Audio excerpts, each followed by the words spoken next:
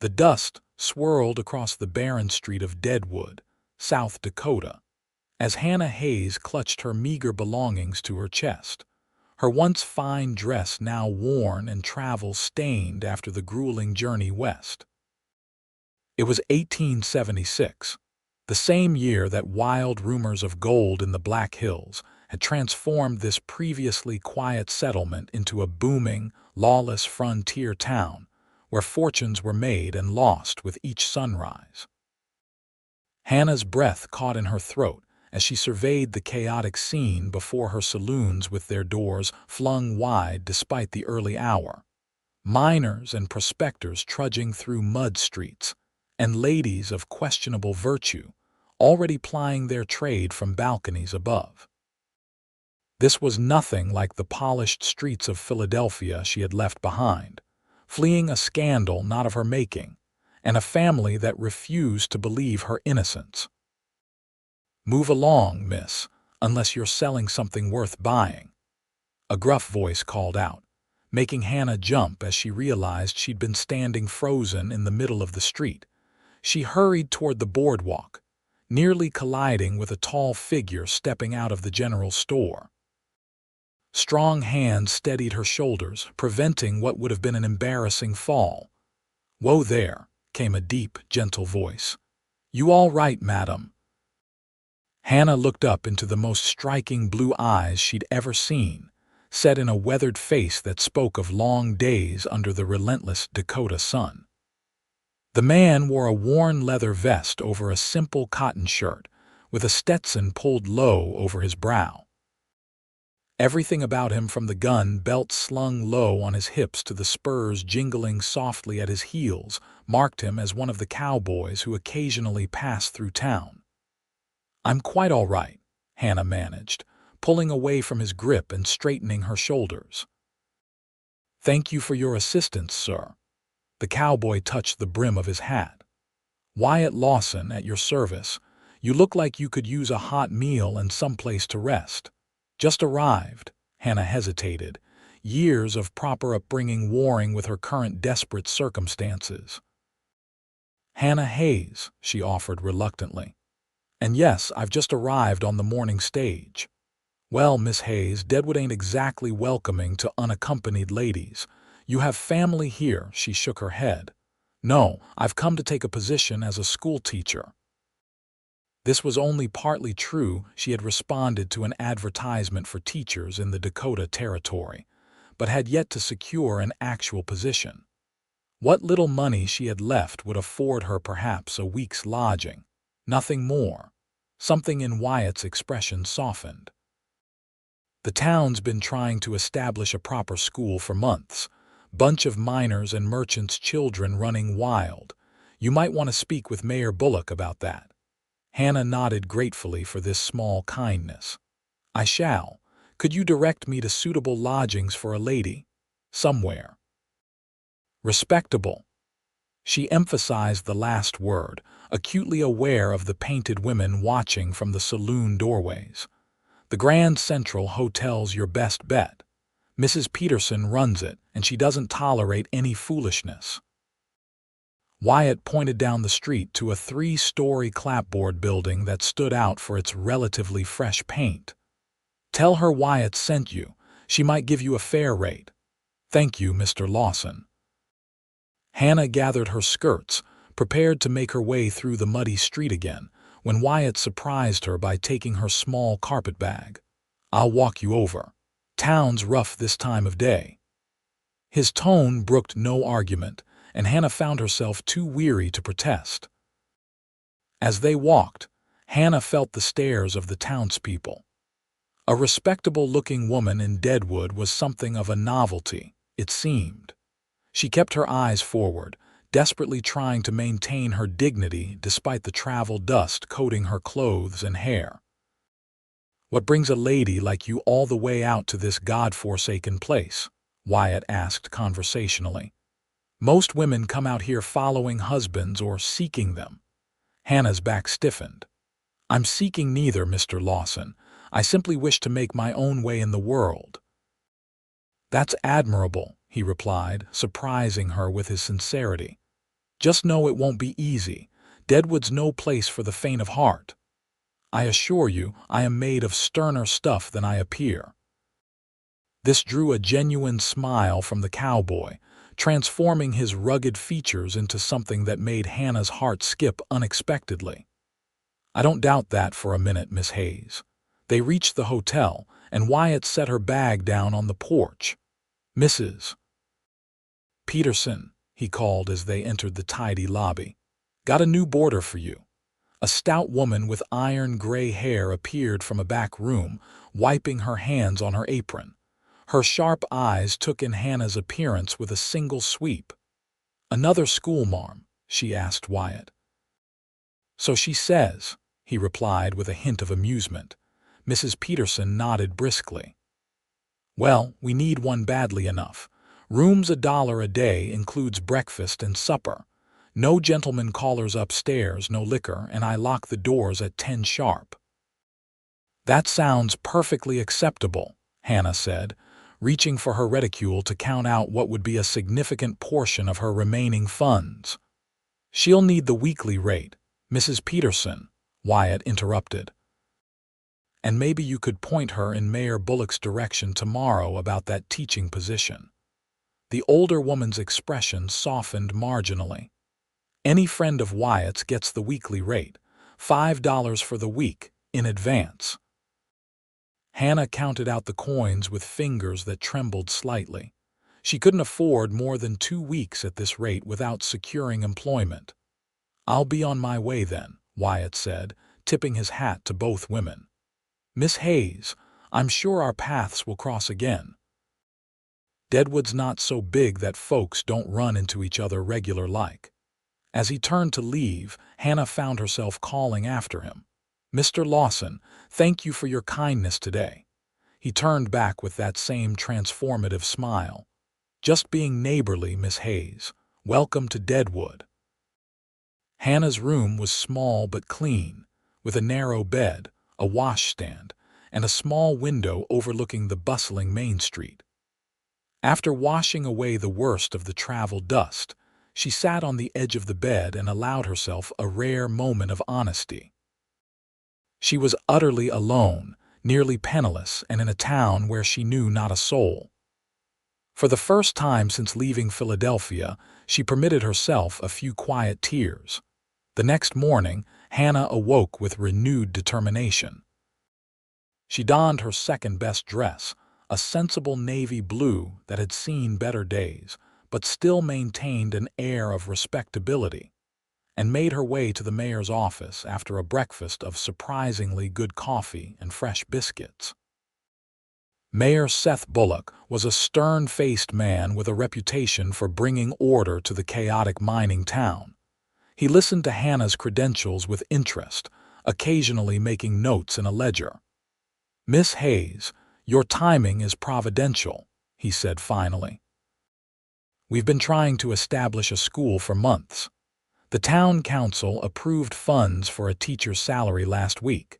It's modest $40 a month, but includes use of the schoolhouse, which has living quarters attached." Hannah could scarcely believe her good fortune. "I would be most grateful for the opportunity, Mayor Bullock. There's one complication," he continued, his expression growing serious. "The schoolhouse isn't quite finished. We've had trouble keeping carpenters on the job when the lure of gold beckons. It may be another 2 weeks before it's habitable." Hannah's heart sank. 2 more weeks of hotel expenses would deplete her savings entirely. "I understand," she said, struggling to maintain her composure. "Perhaps I could assist in some way to expedite the process." Bullock looked thoughtful. "What we need is someone to stay on the job. Our last carpenter left half-finished to stake a claim."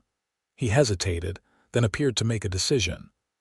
"Wyatt Lawson mentioned he brought you to town. He's handy with tools and between cattle drives right now. I could speak to him." Hannah felt a curious flutter at the mention of the cowboy's name. "I wouldn't want to impose on Mr. Lawson's generosity further." "Nonsense. He's been talking about the need for a school every time he's in town. Besides, he owes me a favor." Bullock stood, indicating their meeting was concluded. "Return tomorrow, Miss Hayes. I'll have news about the schoolhouse by then." Hannah spent the remainder of the day familiarizing herself with Deadwood. Beyond the saloons and gambling halls that dominated the main street, she found a surprising number of families trying to create normal lives amidst the gold rush madness. By day's end, she had met several parents eager to enroll their children in a proper school, confirming her suspicion that her services would be genuinely valued.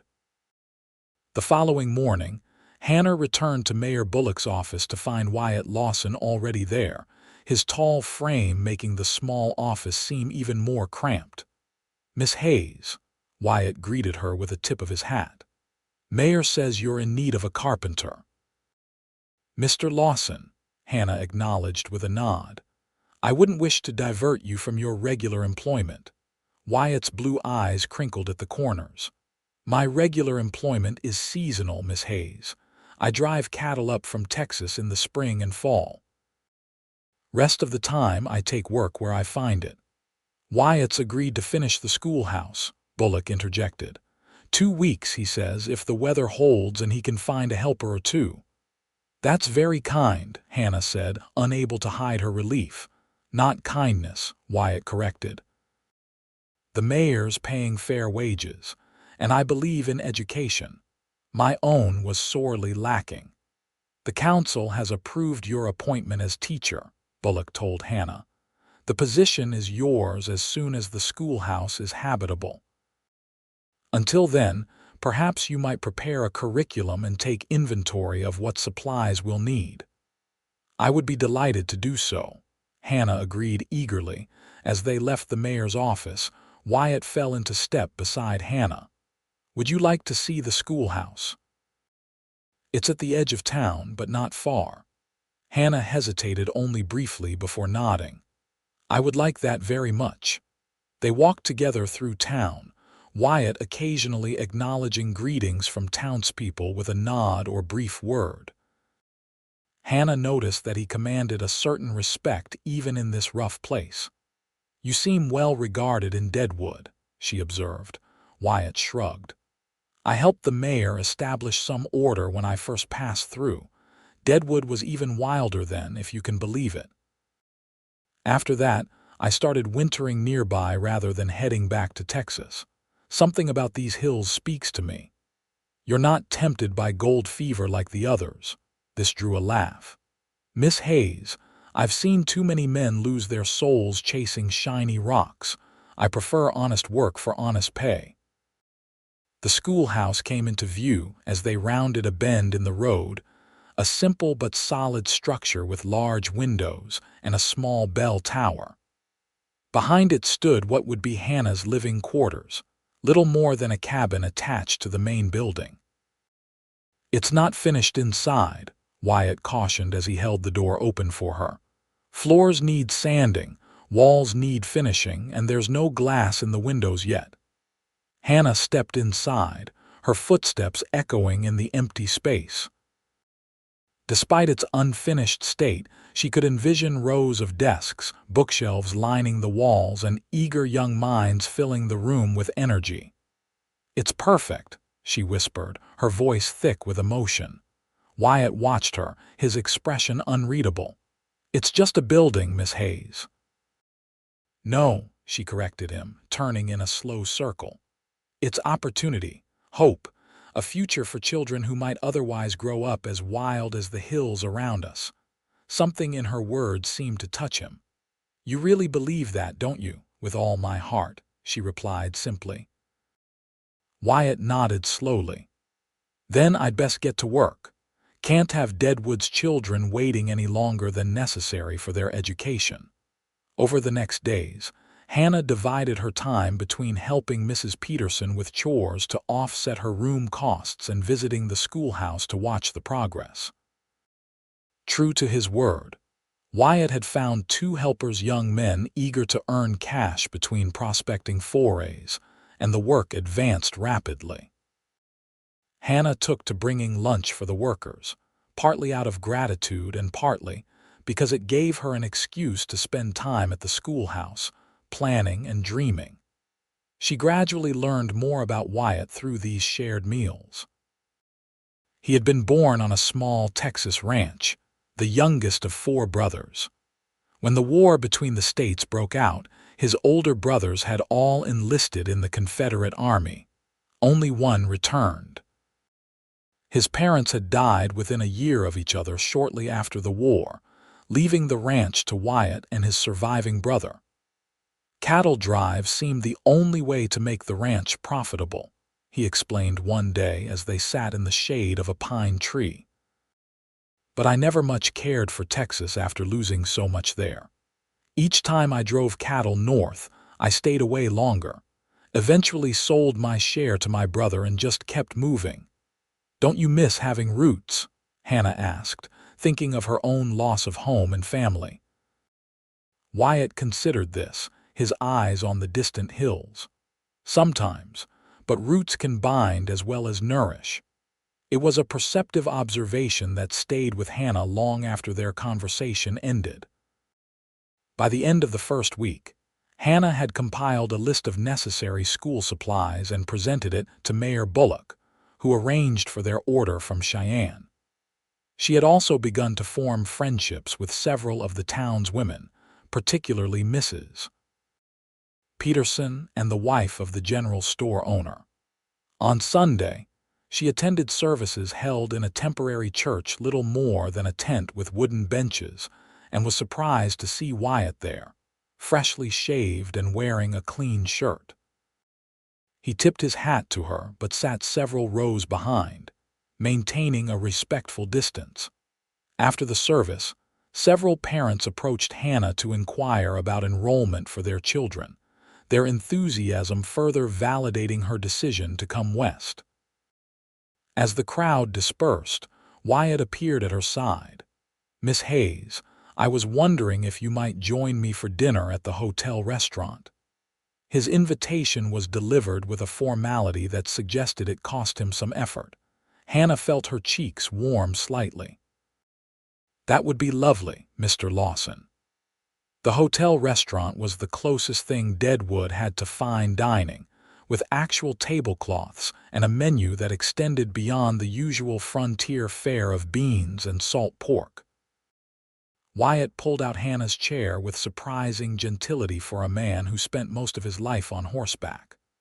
"The schoolhouse will be ready by week's end," he told her as they waited for their meal. "Glass for the windows arrived yesterday, and the stove is installed in your living quarters." "You've worked wonders," Hannah said gratefully. "I can't thank you enough." "Just doing the job I was hired for," he demurred, though his expression suggested her gratitude pleased him. Their conversation flowed easily through dinner, touching on books they had read, places they had seen, and their hopes for Deadwood's future. Hannah found herself laughing more than she had in months, drawn by Wyatt's understated humor and keen observations. "May I ask what brought you to Deadwood?" Wyatt ventured as they lingered over coffee. "A lady of your refinement and education, there must be easier places to teach." Hannah's smile faltered. She had been dreading this inevitable question. "I needed a fresh start," she said carefully. "Philadelphia had become difficult for me." Wyatt studied her face, running from something or toward something. "Perhaps both," she admitted. "My reputation was unfairly tarnished by a man of standing who became vindictive when I refused his advances. My family chose to believe him rather than me." She expected to see judgment in Wyatt's eyes, but found only understanding. "Out here, folks generally get judged by what they do, not by rumors or their past," he said quietly. "It's one of the few good things about this wild country." Hannah felt something tight within her chest begin to loosen. "I hope that proves true." "It will," Wyatt said with certainty. "You'll be defined by the children you teach and the knowledge you share. Nothing else matters." By the time he walked her back to the hotel, Hannah realized that for the first time since arriving in Deadwood, she felt genuinely hopeful about her future. The schoolhouse was completed on Friday, exactly 2 weeks after Hannah's arrival in Deadwood. Mayor Bullock arranged a small ceremony to hand over the keys, attended by town council members and prospective students' parents. Hannah stood on the freshly built porch, overwhelmed by emotion as she accepted the responsibility of educating Deadwood's children. "School will officially open on Monday," she announced to the gathered crowd. "All children between the ages of 6 and 16 are welcome. There will be no tuition fee, as the town council has generously provided funding." As the crowd dispersed, Wyatt approached with a small wooden box. "A housewarming gift," he said, handing it to her.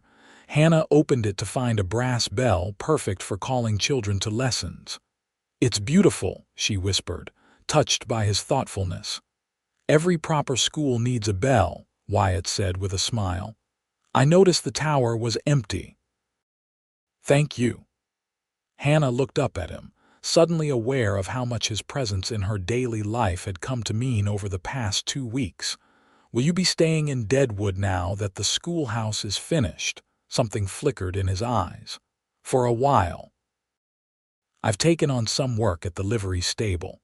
The fall cattle drive won't start until September." Relief washed through her, followed by confusion at the intensity of her reaction. "Perhaps you'll visit the school occasionally. I'm sure the children would benefit from hearing about your travels." "I'd like that," he said, his voice warming. "And perhaps you might permit me to call on you sometimes, when it's proper, of course." Hannah felt her cheeks flush. "I would welcome your company, Mr. Lawson." That evening, Hannah moved her few belongings from the hotel to her new living quarters behind the schoolhouse. The space was small but well crafted, with a main room that served as kitchen and parlor combined, and a separate bedroom. Wyatt had built shelves along one wall and a sturdy desk beneath the window, overlooking a small garden plot. Hannah hung her dresses in the bedroom closet, arranged her few books on the shelves, and placed her mother's silver-backed hairbrush on the washstand, small touches of familiarity in her new home. As darkness fell, she lit the lamp and sat at her desk, finalizing lesson plans for Monday's opening. A sound at the door startled her from her work. She opened it to find Wyatt standing there, hat in hand. "Forgive the intrusion," he said. "I realized I forgot to show you how the stove damper works." Hannah suspected this was merely an excuse, but welcomed him in nonetheless. As he demonstrated the proper adjustment of the cast iron stove, she noticed how his presence seemed to fill the small space, making it feel more like a home than it had moments before. "Will you be comfortable here?" he asked, his eyes taking in the sparse furnishings. "Very much so," she assured him. "It's more space than I had at the boarding house, and I have the luxury of privacy." Wyatt nodded, seeming reluctant to leave. "If you need anything fixed or adjusted, you know where to find me." "Thank you for everything, Wyatt." She used his first name deliberately, sensing they had moved beyond formalities. He smiled at the sound of his name on her lips. "Good night, Hannah. Good luck on Monday." Monday dawned clear and cool, a perfect day for the opening of Deadwood's first proper school. Hannah rang her new bell at precisely 8 o'clock, her heart swelling as 23 children of various ages made their way into the schoolhouse, followed by curious parents eager to witness this milestone in their town's development. Hannah had arranged the room with smaller desks at the front for younger children and larger ones at the back for the older students. Books ordered from Cheyenne had arrived just the day before, and each desk had a primer, slate, and chalk waiting. "Welcome to Deadwood School," Hannah said once everyone was seated. "I am Miss Hayes, and I will be your teacher." The day passed in a blur of assessments, introductions, and establishing routines. Hannah discovered that the children's educational backgrounds varied wildly. Some could barely recognize letters, while others had attended proper schools before their families moved west. By dismissal time, she had organized them into 3 groups based on ability rather than age, a practical solution that would allow her to teach effectively despite the range of students. As the children filed out, chattering excitedly about their new school, Hannah noticed Wyatt leaning against a tree across the yard, watching with evident satisfaction. She waved, and he approached once the last child had departed. "Successful first day?" he asked, taking in her flushed cheeks and bright eyes. "Very," she confirmed. "They're eager to learn. Even the older boys I was warned might be resistant." "That's because you speak to them with respect," Wyatt observed. "Most adults treat children like nuisances." Hannah was touched by his perception. "You would have made a fine teacher yourself, Mr. Lawson," he laughed. "I think not, but I appreciate education all the more for having had so little of it myself." Hannah impulsively reached for his hand. "It's never too late to learn." His fingers closed around hers, warm and calloused. "Maybe I'll sit in on your lesson sometime." "You would be most welcome," she said, meaning it sincerely. The following weeks established a rhythm to Hannah's life in Deadwood. Her days were filled with teaching, while evenings were spent preparing lessons and grading the older students' work. Wyatt called on her regularly, sometimes bringing small gifts, wildflowers from the hills, a book of poetry he'd found at the general store, fresh eggs from a farmer he knew. On Saturdays, they often walked together through town or into the surrounding hills, Wyatt pointing out native plants and telling stories of the Dakota, who had considered these lands sacred before gold fever drove them away. Hannah found herself increasingly drawn to his quiet strength and moral center, rare qualities, in a place where greed and violence were commonplace. One Saturday in late August, they rode borrowed horses to a meadow high above Deadwood, where Wyatt spread a blanket for a picnic lunch. The Black Hills stretched around them, their pine-covered slopes magnificent against the deep blue sky. "It's breathtaking," Hannah said, accepting the cup of coffee Wyatt offered. "I never imagined the West could be so beautiful." "These hills have a way of getting into your blood," Wyatt agreed, settling beside her on the blanket. "First time I saw them, I knew I'd keep coming back." Hannah studied his profile against the landscape. "Will you always be a wanderer, Wyatt? Or do you think you might settle someplace eventually?" The question hung between them, laden with meaning neither was quite ready to articulate. "I've been thinking about that a lot lately," he admitted. "There's land available south of here, good grazing land. A man could build something permanent." Hannah's heart quickened. "You're considering staying in Dakota territory." "I'm considering many things I never thought I would," he said, his blue eyes meeting hers with an intensity that made her breath catch. The moment stretched between them, full of unspoken possibilities. Then Wyatt gently took her hand, his thumb tracing circles on her palm. "Hannah, I know you came out here to be independent, to make your own way. I respect that more than I can say. But I find myself hoping that your plans might eventually include room for someone else." Hannah felt tears prick behind her eyes. "I didn't come west looking for attachment," she said softly. "After what happened in Philadelphia, I was determined to need no one. And now—" his voice was barely above a whisper. "Now I find that while I don't need anyone, there is someone I want in my life." The admission cost her pride, but the light that came into Wyatt's eyes made it worthwhile. "May I court you properly, Hannah Hayes?" he asked formally, though his eyes danced with something far less formal. "I would like that very much, Wyatt Lawson," she replied, her own smile breaking through. He leaned forward slowly, giving her time to withdraw if she wished. When she didn't, His lips met hers in a gentle kiss that nevertheless sent warmth cascading through her entire body. Hannah had been kissed before, awkward, stolen moments that had left her unmoved. This was entirely different, a connection that seemed to bind them together in ways words could not. When they finally broke apart, Wyatt rested his forehead against hers. "I've been wanting to do that since I first saw you standing in the dust on Main Street." Hannah laughed softly. "Even when I looked like a bedraggled sparrow, especially then," he assured her. "You had such dignity despite everything. I admired that immediately."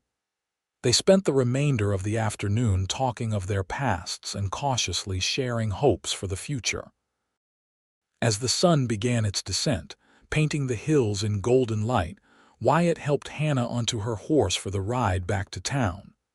"The fall cattle drive starts next week," he told her as they rode side by side down the trail. "I'll be gone about a month." Hannah felt a sharp pang at the thought of his absence.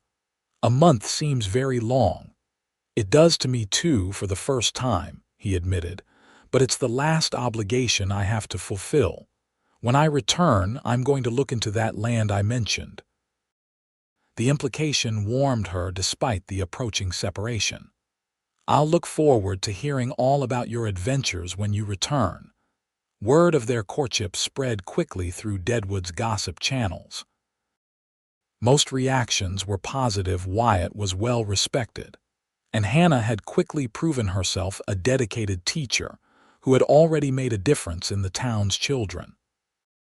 A few raised eyebrows at the schoolmarm entertaining a caller so soon after her arrival, but Mayor Bullock's continued support silenced most criticism.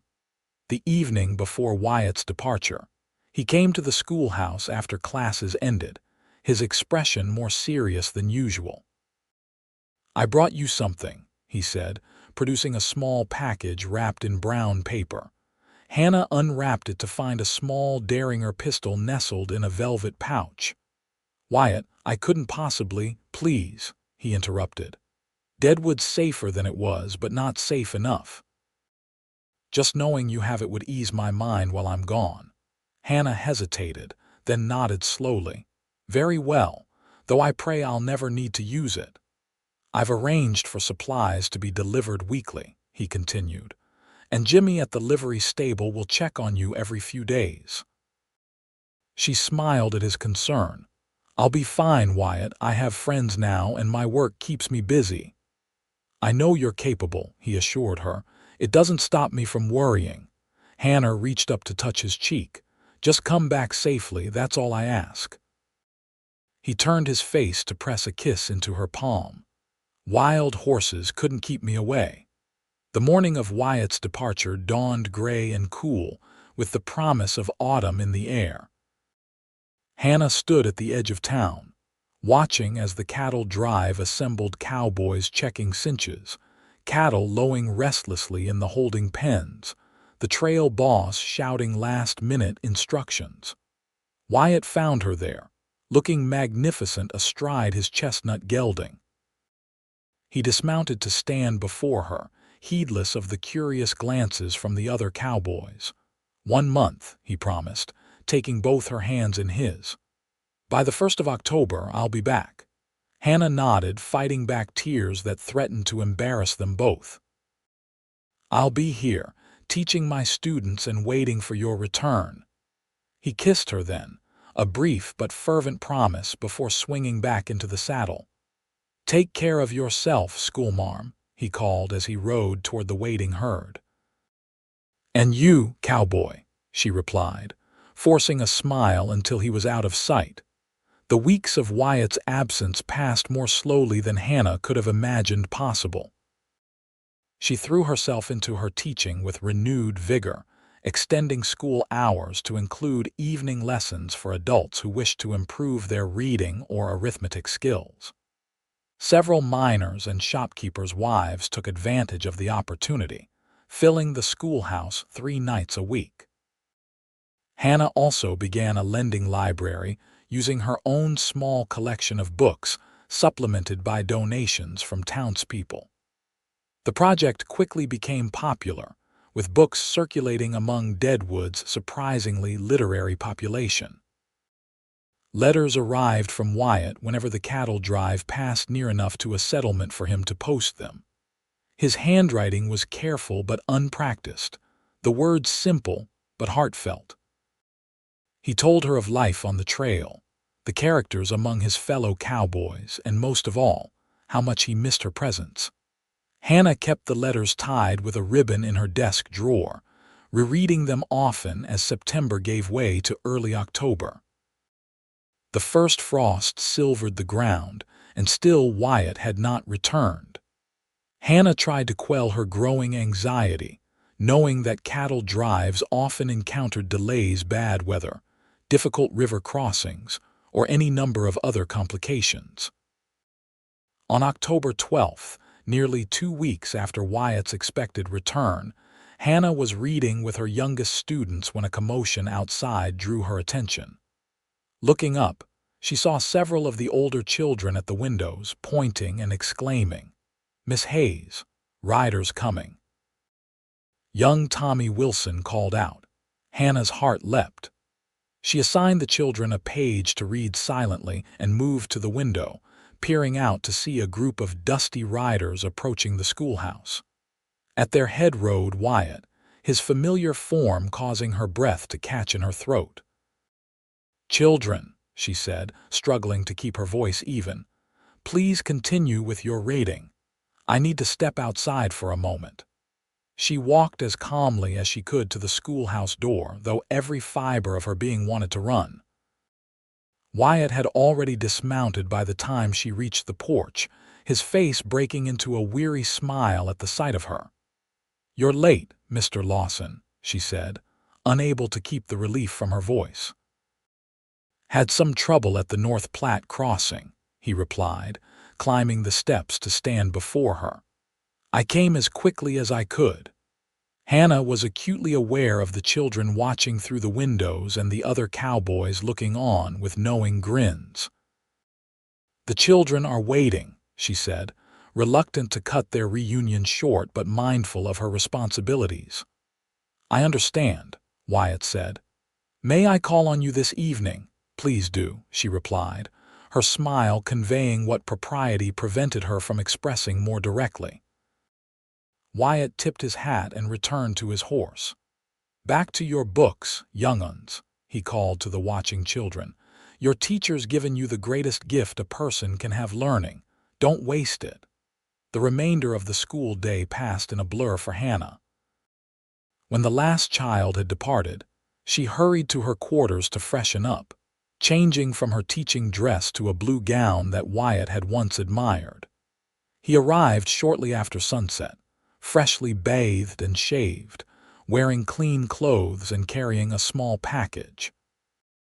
"You look beautiful," he said as she invited him inside. "And you look much improved from this afternoon," she teased, taking in his transformation from trail-worn cowboy to gentleman caller. "Trail dust takes some scrubbing," he admitted with a grin. He handed her the package. "I brought you something from Cheyenne." Hannah unwrapped it to find a leather-bound copy of Tennyson's poems.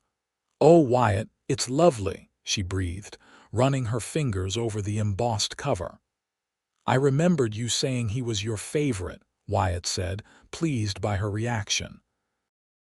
"Though I admit, I had to ask the bookseller which volume would be best." Hannah placed the book carefully on her small table, then turned to face him. Without the audience of schoolchildren or cowboys, she felt free to express the emotions that had built during their separation. She stepped forward and wrapped her arms around his waist, resting her head against his chest. "I miss you terribly," she confessed. His arms encircled her, strong and secure. "And I missed you, more than I thought possible." He tilted her face up to his and kissed her with a month's worth of longing. When they finally broke apart, both breathless, Wyatt led her to the small settee. "I have news," he said as they sat close together, his arm still around her shoulders. I've purchased land 300 acres south of Deadwood, with a creek running through it and good grazing land. Hannah's eyes widened. You've decided to stay then? I have, he confirmed. There's a small cabin on the property that needs work, but it's sound. I plan to build a proper house eventually, and raise cattle, not a large herd, but enough to make a decent living. That sounds wonderful, Hannah said sincerely, imagining the life he described. Wyatt took a deep breath. The thing is, Hannah, I don't want to build that life alone. He shifted to face her directly, taking her hands in his. These past months have shown me what I've been looking for all these years without knowing it. Not just a place to belong, but a person to belong with. Hannah felt tears welling in her eyes as Wyatt continued, his voice growing husky with emotion. I know it's soon. Too soon, perhaps, by Eastern standards. But out here, life moves at a different pace. When you find something real, you hold on to it. He squeezed her hands gently. I love you, Hannah Hayes. I'd be honored if you'd consider becoming my wife. Hannah's breath caught. Though she had begun to hope for this outcome, hearing the words spoken aloud made them suddenly, wonderfully real. Wyatt, she began, her voice barely above a whisper, when I came west, I was determined to stand alone, to need no one. I was so afraid of being hurt again. His expression remained steady, though she could see concern flicker in his eyes. But you've shown me that there's strength in connection, not just in independence, she continued. That two people can support each other without either losing their way. She reached up to touch his face. I love you too. Yes, I will marry you. The joy that transformed his features was worth every mile she had traveled, every hardship she had endured to reach this place, and this moment. He pulled her close, kissing her with such tenderness that fresh tears spilled down her cheeks. When they separated, Wyatt reached into his pocket and produced a small gold band set with a single pearl. It was my mother's, he explained as he slipped it onto her finger. I've carried it with me since she died, waiting for the right person. Hannah admired the simple elegance of the ring. It's perfect. They spent the evening making plans for the wedding, for the ranch, for their shared future. Hannah would continue teaching until the end of the school year in May, giving the town council time to find a replacement. They would marry in April when the worst of winter had passed, but before the spring cattle drives began. Will you miss teaching? Wyatt asked as the evening grew late. Hannah considered the question seriously. I'll miss the children, she admitted. But the ranch isn't so far that I couldn't offer lessons there, perhaps for the children of neighboring homesteaders. Wyatt smiled. I can see it now, a room in our house set aside for books and learning. Our own children sitting alongside neighbors, all benefiting from your knowledge. Our children, Hannah repeated softly, the idea simultaneously thrilling and terrifying. If you want them, Wyatt added quickly. I would never presume I do want them, she assured him. Very much, though the thought is somewhat daunting. He kissed her forehead gently. We have time. First, I need to make that cabin livable for my bride. The news of their engagement spread through Deadwood with predictable speed. Hannah's female friends organized an impromptu celebration, while the men of the town subjected Wyatt to good-natured ribbing about being lassoed by the schoolmarm. Mayor Bullock expressed genuine pleasure at their news, though tempered with concern about replacing Hannah in the schoolhouse. Perhaps we could advertise in Eastern newspapers, Hannah suggested during a meeting with the town council. That's how I learned of the opportunity here. An excellent idea, Bullock agreed. We'll need someone of your caliber to maintain the standard you've established. Winter descended on the Black Hills with characteristic ferocity, bringing howling blizzards that sometimes kept Hannah's students home for days at a time. During these weather-enforced holidays, Wyatt would appear at her door, having ridden from his ranch despite the conditions, laden with supplies and determined to ensure her comfort. "You shouldn't risk the journey," she scolded after one particularly hazardous ride through deep snow. "And leave you wondering if I'm alive or dead," he countered. "Not a chance, Miss Hayes." On days when school was in session, Wyatt worked on improving the ranch cabin, expanding it from a simple one-room structure to a modest home with separate bedroom and kitchen. He described his progress during evening visits, sketching floor plans and discussing future additions. "Eventually, I want to build a proper house," he told her one snowy evening as they sat before her small fire. "2 stories with a wide porch where we can watch the sunset." Hannah leaned against his shoulder, content with the picture he painted. "The cabin sounds perfect for now. We can build the larger house together over time." As winter gradually loosened its grip on the land, wedding preparations began in earnest. Mrs. Peterson and several other women helped Hannah create a simple but elegant wedding dress from cream-colored silk, ordered from Cheyenne. Wyatt, meanwhile, commissioned a proper suit from the town's only tailor, enduring multiple fittings with good-natured complaints. April 18th, 1877, dawned clear and mild, with the first wildflowers beginning to dot the hillsides. The entire town seemed to have turned out for the ceremony, held in the now permanent church building that had replaced the tent where Hannah had first seen Wyatt at Sunday services. Hannah stood at the back of the church, her arm linked with Mayor Bullock's, who had offered to give her away in the absence of her own father. Through the open doors, she could see Wyatt waiting at the altar, tall and handsome in his new suit, his eyes fixed on the entrance where she would appear. "Nervous?" Bullock asked kindly. Hannah shook her head. "Not about marrying Wyatt, only about being the center of so much attention," the mayor chuckled. "You face a room full of children every day without batting an eye." "Teaching is different," Hannah replied with a smile. "I know what I'm doing there." "You'll do fine at marriage, too," he assured her. "You've chosen well. Wyatt Lawson is one of the finest men I know." The small church organ began to play, signaling it was time. Hannah took a deep breath and stepped forward on Bullock's arm, her eyes finding Wyatt's instantly. The love she saw there carried her down the aisle as surely as her own feet. The ceremony itself passed in a blur of emotion for Hannah. She remembered the warmth of Wyatt's hands holding hers, the sincerity in his voice as he repeated his vows, and the moment he slid a gold band onto her finger to join her engagement ring.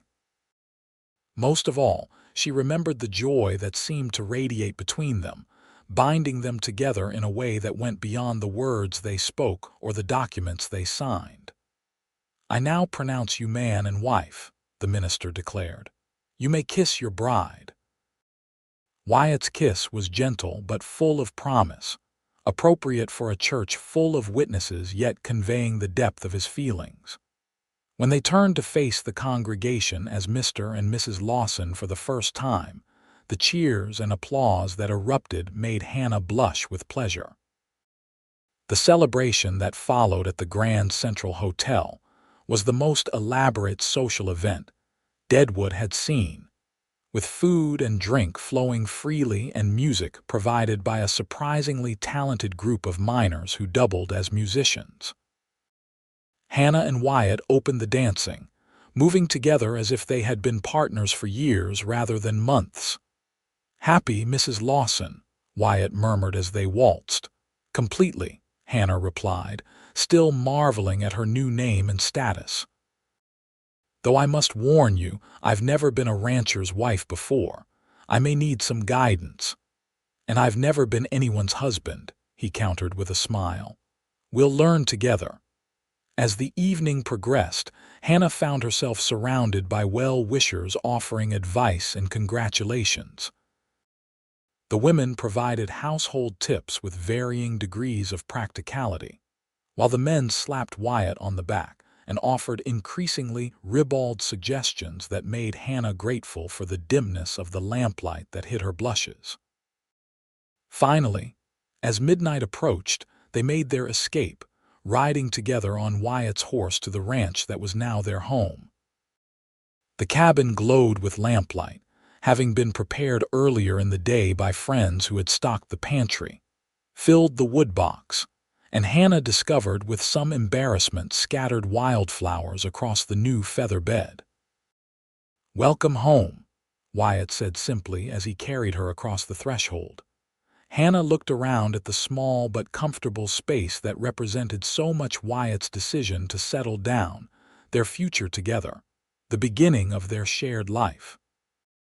Though simple, the cabin had been transformed by Wyatt's skilled hands into a true home, with sturdy furniture he had either built or traded for, bright curtains at the windows, and bookshelves already holding her modest library.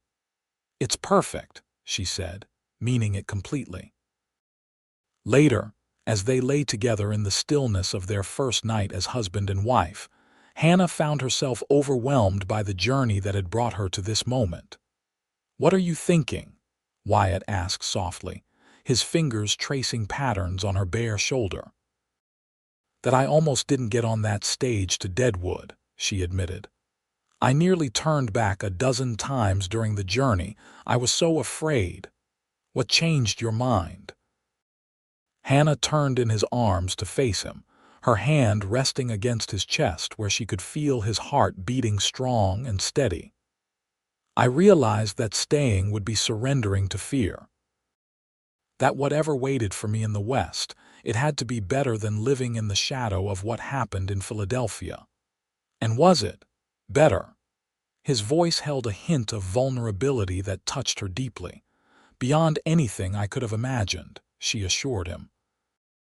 "You're beyond anything I could have imagined, Wyatt Lawson." He drew her closer, his kiss tender yet increasingly urgent. "I love you, Hannah Lawson." "And I love you," she whispered against his lips. Spring unfolded around the newlyweds in a riot of wildflowers and new growth. Hannah completed her teaching duties while helping establish their home at the ranch. Weekdays she spent in town, staying at her old quarters behind the schoolhouse, while weekends were devoted to ranch life and her new husband. The town council had hired a replacement teacher, a young widow from Minnesota, who would arrive in late May to overlap with Hannah for the final weeks of school. Hannah prepared detailed notes on each student and the curriculum she had developed, determined to ensure a smooth transition. By June, Hannah had fully moved to the ranch, though she continued to visit Deadwood regularly to maintain friendships and obtain supplies. The town was changing rapidly, becoming more civilized as families replaced single miners and permanent buildings outnumbered tents and hasty shacks. Wyatt's ranch, which they had named Willow Creek for the trees that lined the stream running through their property, began to take shape as a viable operation. He had purchased a small herd of cattle and 2 good breeding bulls, with plans for gradual expansion. A vegetable garden flourished under Hannah's care, providing fresh produce that was a luxury on the frontier. In July, Hannah confirmed what she had begun to suspect: she was expecting their first child, due in early February. Wyatt's reaction to the news was everything she could have hoped for, a mixture of joy, wonder, and tender concern that made her fall in love with him all over again. "Are you pleased?" she asked as they sat on their porch that evening, watching the sunset paint the distant hills. "Pleased doesn't begin to describe it," he replied, his arm tightening around her shoulders. "Though I'm also terrified. The nearest doctor is in Deadwood, and winter births can be complicated if the weather turns bad." "We have months to prepare," Hannah reminded him. "And Mrs. Peterson has delivered dozens of babies. She's already offered to stay with us when the time comes." Wyatt nodded, though concern still shadowed his eyes. "We'll take every precaution. Maybe I should start on that larger house sooner rather than later. A baby needs space to grow." Hannah laughed softly. "The baby won't need much space for quite some time. The cabin is perfect for now." Nevertheless, Wyatt began drawing plans for the larger house he had promised, determined to provide the best possible home for his growing family.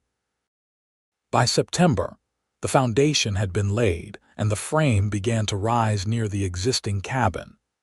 As Hannah's pregnancy progressed, she started a small school in their home for the children of 3 neighboring ranches. Twice a week, the children would arrive on horseback for lessons in reading, writing, and arithmetic. Wyatt built a separate classroom onto the cabin, complete with desks and a blackboard. "Once you're feeling up to it after the baby comes," he told her as they arranged the new room. "No rush." Hannah touched his face gently. "Thank you for understanding how important teaching is to me." "It's part of who you are," he replied simply. "Just as ranching is part of who I am, neither of us should have to give up what makes us whole."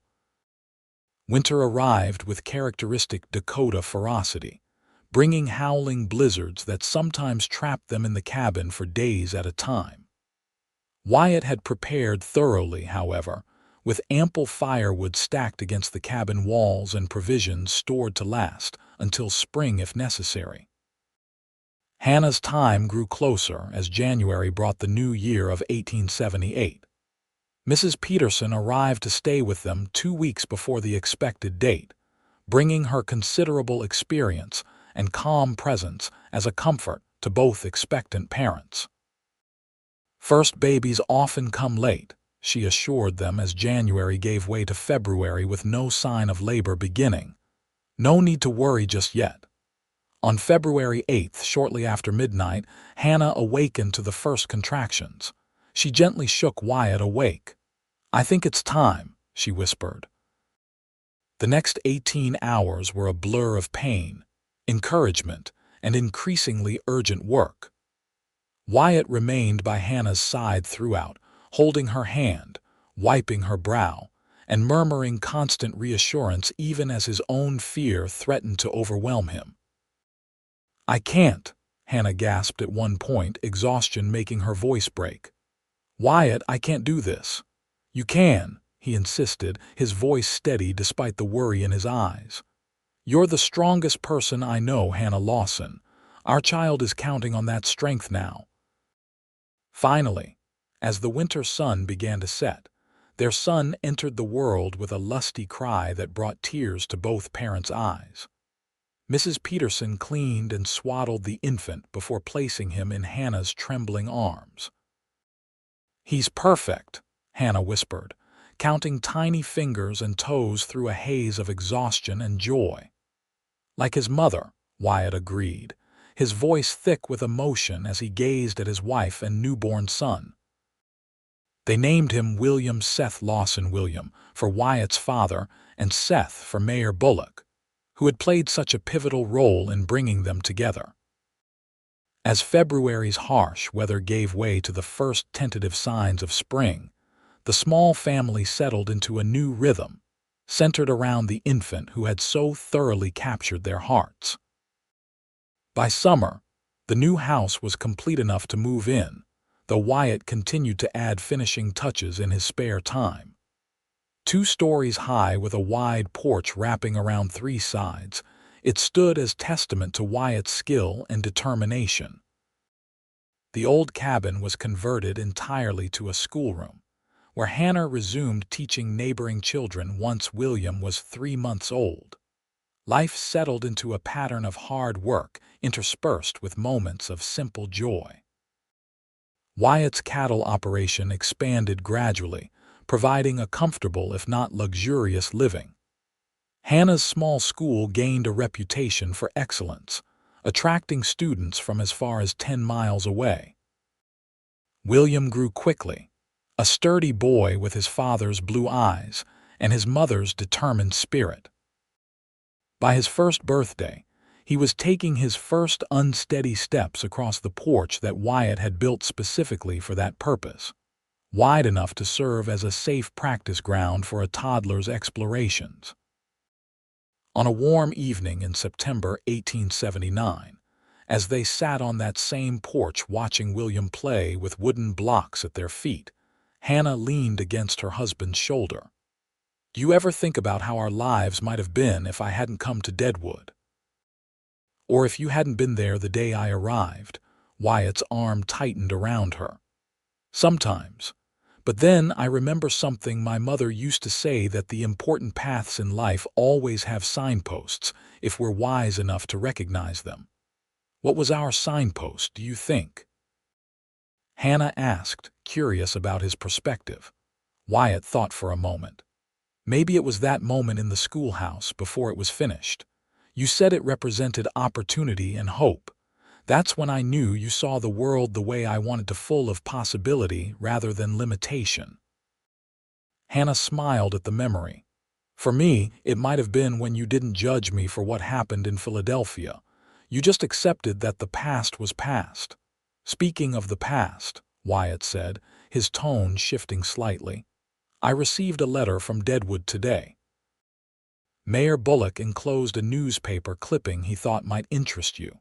Hannah raised an eyebrow. "Oh." Wyatt reached into his pocket and produced a folded piece of newsprint. "It seems your former suitor in Philadelphia has been arrested for financial crimes. The article mentions several women have come forward with similar stories to yours."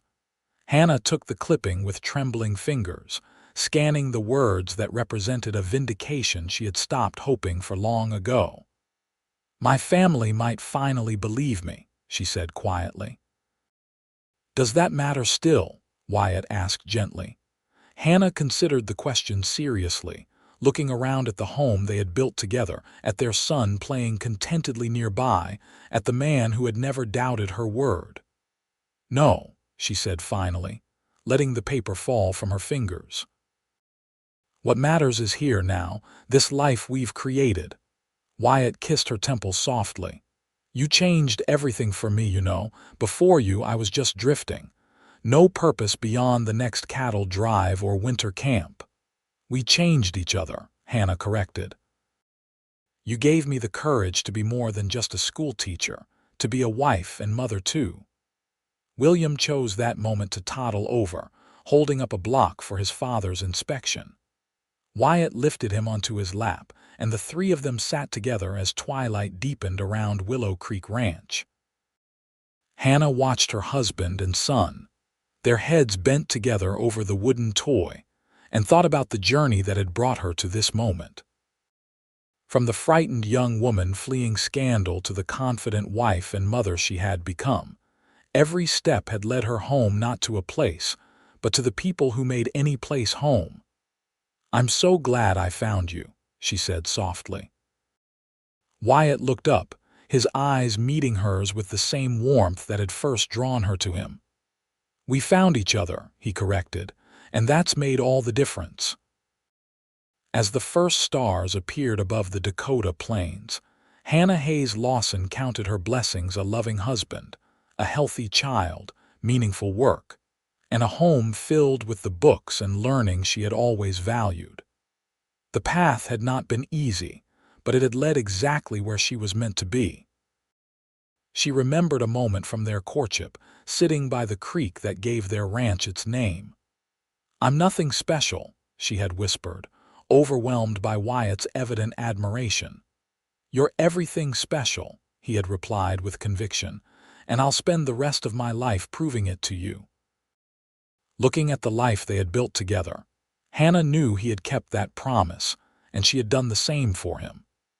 In finding each other, they had each discovered their own worth, reflected in the other's eyes and in the family they had created together on the Dakota frontier. Years later, when Willow Creek Ranch had expanded to include prime grazing land as far as the eye could see, when William had been joined by a sister and brother, when Hannah's small classroom had grown into a proper schoolhouse serving families from miles around, they would still sit on that same porch in the evening. Sometimes in companionable silence, sometimes sharing the day's events, but always together the schoolteacher who had sought independence and found love, and the cowboy who had wandered until he discovered where he truly belonged. And in the quiet moments when the children were asleep and the ranch settled for the night, Hannah would sometimes whisper, "Thank you for finding me." And Wyatt would always reply, "Thank you for being worth the search."